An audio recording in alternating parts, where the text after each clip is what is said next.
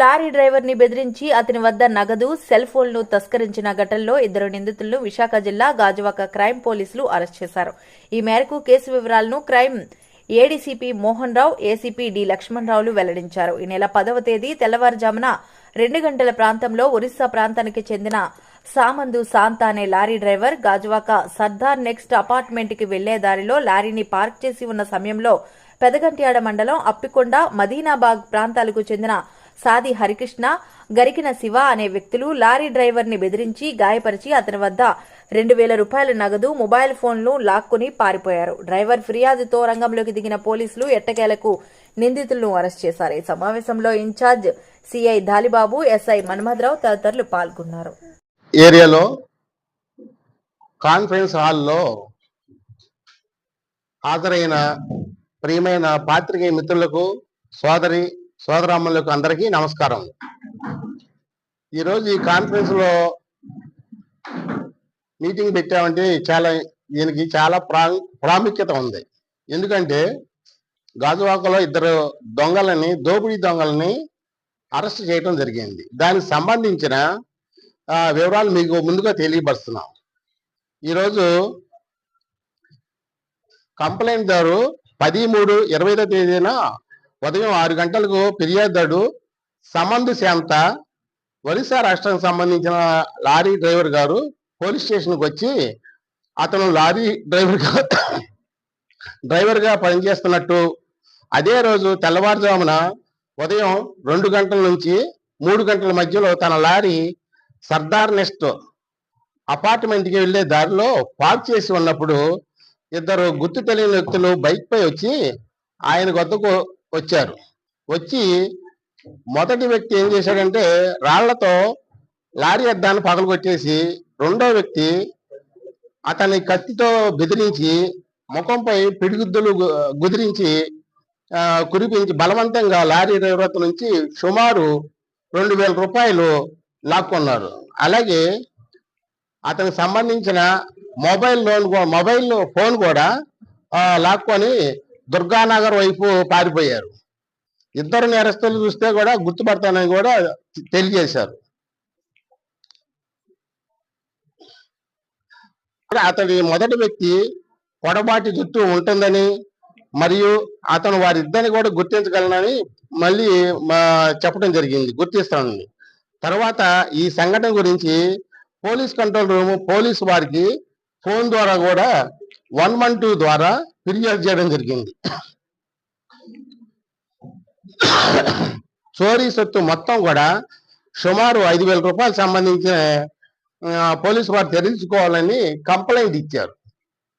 దాని మీద దర్యాప్తులో భాగంగా గాజువాక పోలీస్ స్టేషన్ పరిధిలో ఈ 2 కేసులు రిపోర్ట్ చేయడంతో విశాఖ సిటీ పోలీస్ కమిషనర్ గారు ఆదేశాల మేరకు శంకరభద్ర బాగ్జీ గారు, అలాగే శ్రీమతి కె లతా మాధురి గారు డీసీబీ క్రైమ్స్ వారు, అలాగే D Lakshmanarao ACP zone crimes వారు, south sub division crime incharge inspector. Alluri జిల్లాలో వైఎస్ఆర్ పార్టీ కార్యకర్తలను గుర్తించండి. వైఎస్ఆర్ పార్టీ మండల అధ్యక్షుడు మోరి. అల్లూరి జిల్లా చింతపల్లి రాష్ట్రమంతా వైఎస్ఆర్ పార్టీ ఓడిపోయినా అల్లూరి సీతారామరాజు మన్యంలో అరకు, పాడేరు నియోజకవర్గం కార్యకర్తల శ్రమదానంతో వైఎస్ఆర్ పార్టీని గెలిపించుకున్నామని, ఇప్పుడు పార్టీ నాయకులు వైఎస్ఆర్ పార్టీ కార్యకర్తలను పట్టించుకోవడం లేదని వైఎస్ఆర్ పార్టీ మండల అధ్యక్షుడు మోరి రవి ఆవేదన వ్యక్తం చేశారు. పార్టీ నాయకులు, కార్యకర్తలు పట్టించుకోకపోయినా వైఎస్ఆర్ పార్టీని వదిలిపెట్టేది లేదని అన్నారు. పార్టీ కార్యకర్తలు విడిచిపెట్టి పార్టీని పాడు చేస్తే ఊరుకునేది లేదని హెచ్చరించారు. వైఎస్ఆర్ పార్టీ కార్యకర్తలు ఎవరూ అధైర్యపడకండి. వైఎస్ఆర్ పార్టీ వ్యవస్థాపకులు జగన్మోహన్ రెడ్డి మనకు అండగా ఉన్నారు. రాబోయే ఎలక్షన్ మరలా వైసీపీ ప్రభుత్వం వస్తుంది. మనందరం బాగుంటామని మీడియాతో మాట్లాడారు. ముందుగా వైఎస్ఆర్ కాంగ్రెస్ పార్టీ నాయకులకు వైఎస్ఆర్ కాంగ్రెస్ పార్టీ 15వ ఏట ఆవిర్భావ దినోత్సవం నిన్న జరుపుకోవడం జరిగింది. అందరికి కూడా శుభాకాంక్షలు. అలాగే మీడియా మిత్రులందరూ కూడా హృదయపూర్వక శుభాకాంక్షలు తెలియజేసుకుంటా ఉన్నా. పార్టీ ఆవిర్భవించి మరి 15 సంవత్సరాలలోకి అడుగుపెట్టినందుకు చాలా సంతోషంగా ఉంది. అలాగే ఈ పార్టీ స్థాపించినప్పటి నుండి పార్టీ కోసం కష్టపడినటువంటి కార్యకర్తకు శుభాకాంక్షలు. అలాగే ఎన్నో ఆటుపోట్లు ఎదుర్కొని ఈ పార్టీని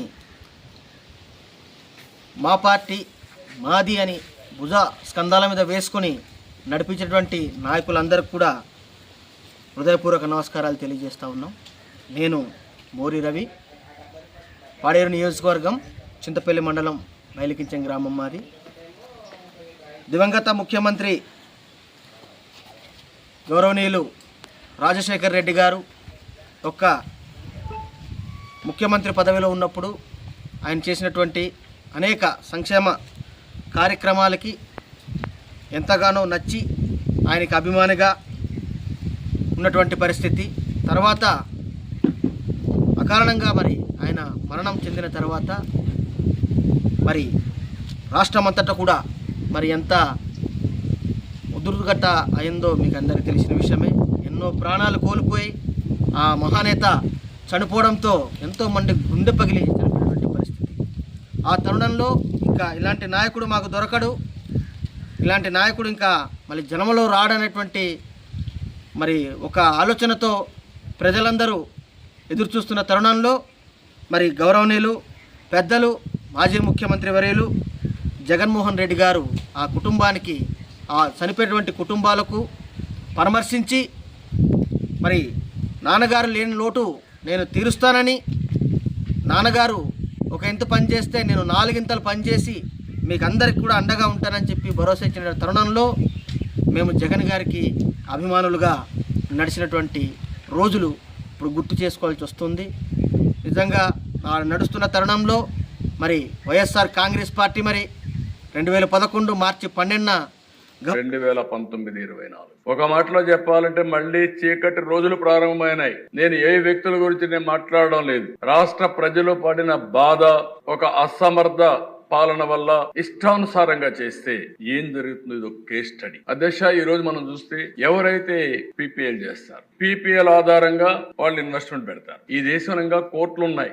ఏదైనా సరే కాంట్రాక్ట్ చేసుకున్న తర్వాత అది కూడా గవర్నమెంట్ చేసినప్పుడు కంపల్సరీగా దాన్ని ఆనర్ చేసే బాధ్యత ఉంటుంది. లేకపోతే కోర్టుకు పోతే వాళ్ళకు మళ్ళీ నష్టపరిహారంతో సహా కట్టించే పరిస్థితి కూడా వస్తుంది. ఏదైతే సోలార్ పవర్ ఉంది వాడకుండా ఇష్టానుసారంగా చేస్తే ఇప్పుడే రవికుమార్ గారు చెప్పారు, ఇది ఇంటర్నేషనల్ ఇష్యూ అయితే దావోస్ లో కూడా రేజ్ చేస్తే ఇండియాలో ఇలాంటి ప్రభుత్వాలు ఉన్నాయి, మేము ఇండియాకి ఎందుకు రావాలి, పెట్టుబడులు పెట్టమంటే అప్పుడు చాలా సార్లు స్టేట్మెంట్ కూడా ఇచ్చారు. ఆనాటి ఫైనాన్స్ మినిస్టర్ గానీ పవర్ మినిస్టర్ వీళ్ళందరూ మాట్లాడే పరిస్థితికి వచ్చారు. వితండవాదంతో ఎగోయిస్టిక్ గా కావాలని నెపాలేసి అవినీతి ఆరోపణలు చేసి వాడకుండా చేస్తే దిశ హైకోర్టు ముట్టుకాయలేసి ఒక ఆర్డర్ ఇచ్చారు. ఏదైతే నువ్వు వాడవలసిన కరెంట్ నువ్వు తీసుకోలేదు, కానీ వాళ్లకు ఏదైతే 2 ఉంటాయి అధ్యక్ష ఇక్కడ, ఒకటి ఆపరేషనల్ కాస్ట్, ఒకటి క్యాపిటల్ కాస్ట్. మీరు వాడలేదు కాబట్టి ఇది ఆపరేషనల్ కాస్ట్ అంటే ఎండతో కరెంట్ వస్తుంది కాబట్టి 9,000 కోట్ల రూపాయలు మీరు పే చేయాలని హైకోర్టు డైరెక్షన్ ఇస్తే మనం వాడుకొని ఉంటే ఆ కరెంట్ మీరు గుర్తుపెట్టుకోవాల్సిన దిశ మనకి ఇబ్బంది వచ్చేది కాదు. 9,000 కోట్ల రూపాయలు పే చేశారు. ఊరికే వచ్చే కరెంటు, ఎండతో వచ్చే కరెంటు. ఒక వ్యక్తి ఎగో ప్రాబ్లం కి ఈ రాష్ట్రం 9,000 కోట్ల రూపాయలు పే చేసే పరిస్థితి వచ్చిందంటే బాధ అయితే అధ్యక్ష. ఇది పబ్లిక్ పాలసీ, ఇది జవాబుదారి తనమని అడుగుతున్నా, నేను ఆన్సర్ చేయమంటున్నా. ప్రజలకు అర్థం కావాల్సిన అవసరం ఉంది. 9,000 కోట్లు పే చేసే పరిస్థితికి వచ్చారు. ఇదే కాదు అధ్యక్ష, అక్కడ ఆగల. సమర్థత ఉంటే ఎప్పటికప్పుడు ఫైనలైజ్ చేయాల్సింది. కృష్ణపట్నం స్టేజ్ 2, అదే మరి VTPS స్టేజ్ 5 2 డిలే అయిపోయినాయి. దీని వల్ల కాస్ట్ పెరిగింది. కాస్ట్ ఎంత పెరిగిందంటే దిశ 18,818 కోట్లు పెరిగింది. ఆ సమయంలో పనులు అయి ఉంటే ఆ సమయంలో పూర్తి అయిపోయేటివి. ఈ పూర్తి కాకుండా రాష్ట్రంలో నెలకొన్న తాజా పరిణామాలపై రాష్ట్ర గవర్నర్ అబ్దుల్ నజీర్ను వైఎస్ఆర్సీపీ ప్రతినిధి బృందం రాజ్ భవన్లో కలిసి వినతి పత్రం సమర్పించింది. రాష్ట్రంలో రాజ్యాంగ స్ఫూర్తికి విరుద్ధంగా కూటమి పాలన సాగుతున్న నేపథ్యంలో తక్షణం గవర్నర్ జోక్యం చేసుకోవాలని, అనంతరం రాజ్ భవన్ బయట పలువురు మాజీ మంత్రులు మీడియాతో మాట్లాడారు. రాజ్యాంగాన్ని కాపాడండి. రాజ్యాంగం తాలూకా స్పిరిట్ ఏదైతే ఉందో దాన్ని మీ ప్రభుత్వంలో అమలు జరిపేటట్లు చూడండి అని చెప్పి వారికి రికమెండేషన్ ఇచ్చాం. సాక్షాత్తు మీ పత్రికలన్నీ కూడా చూశాయి, టీవీలో అన్నింటిలో కూడా రాశారు. రీసెంట్గా ఈ మధ్య ముఖ్యమంత్రి గారు నెల్లూరు వెళ్ళి గంగాధర్ నెల్లూరులో ఆయన మాట్లాడిన మాటలు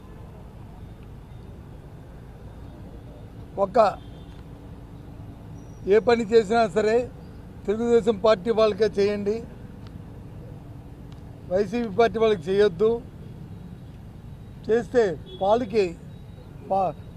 పాముకి పాలు వేసి పోషించినట్టే. కాబట్టి ఆయన చెప్పిన వర్కర్స్ చెప్పిన నేపథ్యం దయచేసి ఆలోచించమని కోరుతున్నాను.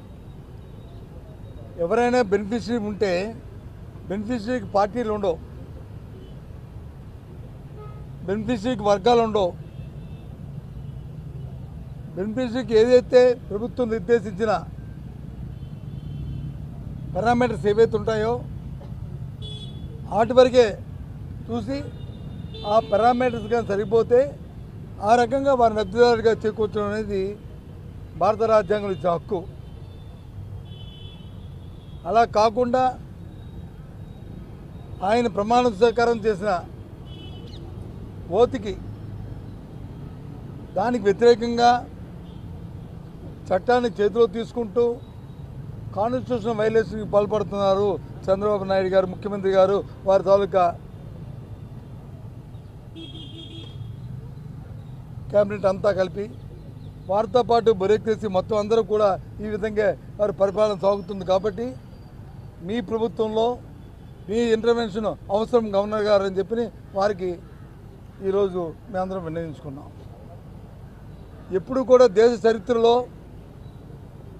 స్వాతంత్రం వచ్చిన తర్వాత మన రాష్ట్రమే కాదు ఏ రాష్ట్రంలో కూడా రాజకీయాల్లో ఉన్న ఏ నాయకుడు కూడా ఈ రకమైన పదాలతోని ఈ రకమైన భాషతోని ఎవరు కూడా ప్రయోగం చేస్తూ పరిపాలన చేయలే. జనసేన 12వ ఆవిర్భావ సభకు కాకినాడ జిల్లాలోని పిఠాపురం నియోజకవర్గం ముస్తాబయింది. చిత్రాడ గ్రామంలో జాతీయ రహదారి పక్కనే 50 ఎకరాల సువిశాలమైన ప్రాంగణంలో ఆవిర్భావ సభకు ఏర్పాట్లు పూర్తి చేశారు.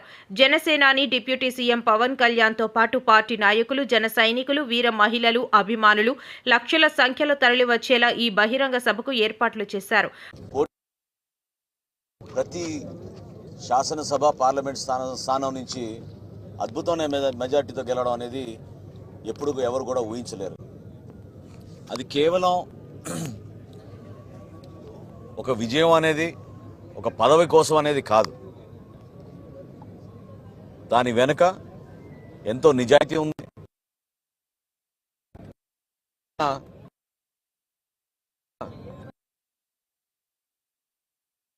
తెచ్చుకుని క్షేత్రస్థాయిలో అనేక సందర్భాల్లో మేము చేసిన కార్యక్రమాలు ప్రతిబింబించినాయి.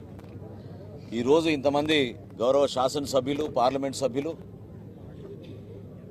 ప్రతి గ్రామంలో కూడా మాకు ఎన్నికైన సర్పంచ్లు, జెడ్పీటీసీలు, కార్పొరేటర్లు, కౌన్సిలర్లు, ఎంపీటీసీలు, పార్టీ వ్యవస్థ అనేది నిర్మాణం కొంచెం సమయం పట్టింది. అయినా కానీ ఒంటరి పోరాటంతో ఒక ఆలోచనతో పవన్ కళ్యాణ్ గారు ఇంత దూరం తీసుకొచ్చారు. 12వ ఆవిర్భావ దినోత్సవానికి మేమందరం కూడా మరొక్కసారి ప్రజలకి పునరంకితం అవడమే కాకుండా పవన్ కళ్యాణ్ గారిని గెలిపించిన పిఠాపురం ప్రజలకి కృతజ్ఞత తెలుపుకుంటూ మాతో నిలిచి జెండా మోసిన మా జన సైనికులు, వీర మహిళలు వాళ్ళందరినీ కూడా ఇందులో భాగస్వాములు చేయడానికి కోసం ఒక ప్రయత్నం చేశాం. 14 కమిటీలు ఏర్పాటు చేశాం. దాదాపు 450 మందికి అందులో అవకాశం కల్పించి అనేక బాధ్యతలు అప్పచెప్పాం. ఒక ఆహ్వాన కమిటీయే 250 మంది సభ్యులతో ఏర్పాటు చేశాం. ఎప్పుడు లేని అనుకున్న దానికన్నా ఎక్కువగా సౌకర్యాలు కల్పించాలి, ఏర్పాట్లు చేయాలి, వచ్చిన ప్రతి అతిథిని చాలా జాగ్రత్తగా మనం చూసుకోవాలనే భావన మా అందరిలో కూడా సమిష్టిగా ఏర్పడడంతో ఒక అద్భుతమైన కార్యక్రమంకి సిద్ధమయ్యాం. సామాన్యమైన విషయం కాదు. కానీ 4 ప్రధాన రహదారులపైన తిరిగి వెళ్ళేటప్పుడు కూడా భోజనం ఏర్పాట్లు చేయాలని మా గౌరవ శాసనసభ్యులు, పార్లమెంట్ సభ్యులు కలిసికట్టుగా నిర్ణయం తీసుకుని వాళ్ళు ఆ కార్యక్రమం అమరావతి రాజధాని వెంకటపాలెం గ్రామంలోని శ్రీ వెంకటేశ్వర స్వామివారి ఆలయ ప్రాంగణంలో ఈ నెల 15వ తేదీన సాయంత్రం 6:30 నుండి 8:30 వరకు నిర్వహించనున్న శ్రీనివాస కళ్యాణానికి అత్యంత వైభవంగా నిర్వహించడానికి అన్ని ఏర్పాట్లు పూర్తి చేసినట్లు TTD chairman Shri BR Naidu చెప్పారు. వెంకటపాలెంలోని శ్రీవారి ఆలయ ప్రాంగణంలో TTD chairman EO Shri J శ్యామలరావుతో కలిసి మీడియా సమావేశం నిర్వహించారు.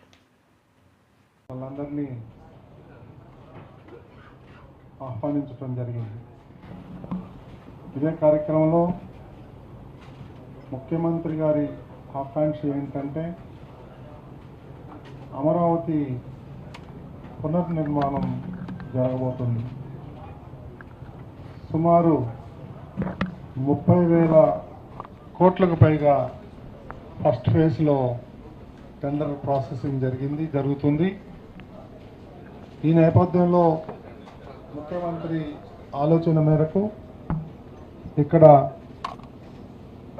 వెంకటేశ్వర ఆలయంలో శ్రీనివాస కళ్యాణోత్సవం జరిగిన తర్వాత పనులు ప్రారంభించాలని ఆయన ఆలోచన. ఆ దిశగా ముఖ్యమంత్రి గారు టీటీడీని ఆదేశించటం, ఈ కార్యక్రమాలన్నీ కూడా స్వల్ప వ్యవధిలో ఇంత బ్రహ్మాండమైనటువంటి అరేంజ్మెంట్స్ అన్నీ కూడా జరుగుతున్నాయి. మీరు చూసే ఉంటారు. అత్యంత వైభవంగా జరగబోయే కళ్యాణానికి ముఖ్యమంత్రి తరఫున, టీటీడీ బోర్డు తరఫున నా విన్నపం, ప్రతి ఒక్కరూ వచ్చి దీంట్లో భాగస్వామ్యం కావాలని. వాళ్ళందరికీ కూడా బ్రహ్మాండమైన ఏర్పాట్లు కూడా జరుగుతూ ఉంది. సో ఈ సందర్భంగా నేను మరోసారి ప్రతి ఒక్కరికి పేరున ఆహ్వానం పలుకుతూ, ఇక్కడ ఏర్పాట్లు ఎలా ఉన్నాయి, ఎలా జరుగుతున్నాయి, ప్రతి ఈచ్ అండ్ ఎవ్రీ డిపార్ట్మెంట్ గురించి మన పిఓ గారు ఎక్స్ప్లెయిన్ చేస్తారు. తర్వాత మా బోర్డు మెంబర్లు కూడా ఏదైనా ఉంటే మీతో ఇంటరాక్ట్ అవుతారు. మీరు అడిగే క్వశ్చన్స్ మీరు ఈఓ గారిని మాట్లాడాల్సిందిగా కోరుతున్నాం.